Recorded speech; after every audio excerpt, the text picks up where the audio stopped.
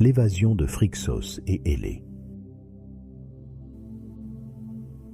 Phrixos et Élée étaient les enfants d'Atamas, roi de Béotie, et de sa première épouse, Néphélé, déesse des nuages. Leur enfance, pourtant heureuse, prit un tournant tragique lorsque leur père épousa une nouvelle femme, Ino, fille de Cadmos. Jalouse des enfants de Néphélé et cherchant à garantir le trône pour ses propres fils, Ino conçut un plan machiavélique pour se débarrasser de Phrixos et Élée. Ino savait que pour déstabiliser Atamas, elle devait créer une situation de crise. Elle convainquit les femmes de Béotie de griller les graines destinées aux semailles, ce qui rendit la terre infertile et provoqua une famine.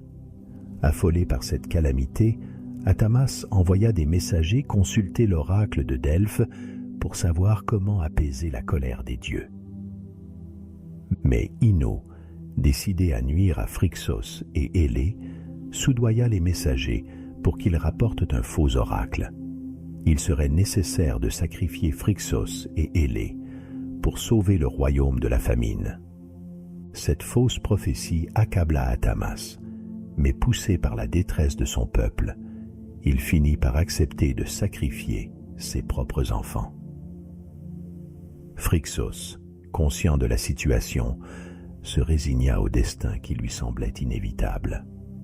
Cependant, Néphélé, leur mère, ne pouvait se résoudre à les voir périr.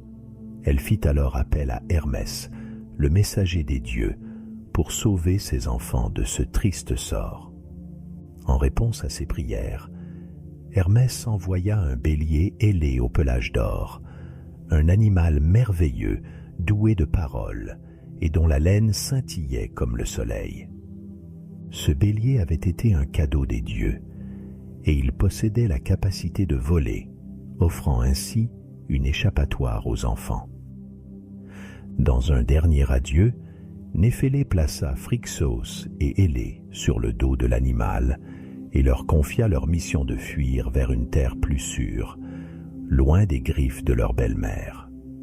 Le bélier d'or s'élança dans les airs, emportant Phrixos et Élée loin de la Béotie et au-dessus des vastes étendues de mer et de montagnes. Tandis qu'ils volaient, les deux enfants étaient émerveillés par la vue qui s'étendait sous leurs pieds, se sentant pour la première fois libres et en sécurité. Mais alors qu'ils traversaient le détroit qui sépare l'Europe de l'Asie, Élée, prise de vertige, perdit son équilibre et glissa du dos du bélier. Elle tomba dans les eaux tumultueuses en dessous, qui depuis lors furent appelées l'Hellesponte en son honneur. Phrixos, accablé par la perte de sa sœur, continua cependant son voyage sur le dos du bélier, traversant des contrées lointaines jusqu'à ce qu'il atteigne la Colchide, un royaume situé aux confins du monde connu.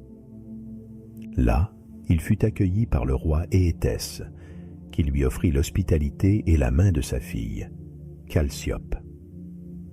En signe de reconnaissance pour l'aide des dieux, Phrixos sacrifia le bélier aux divinités et suspendit la toison d'or dans un bosquet sacré où elle fut gardée par un dragon féroce. La toison d'or, symbole de royauté et de protection divine, devint un trésor convoité, attirant des héros de toute la Grèce, dont Jason et les Argonautes, qui partiraient bien plus tard en quête de cet artefact sacré.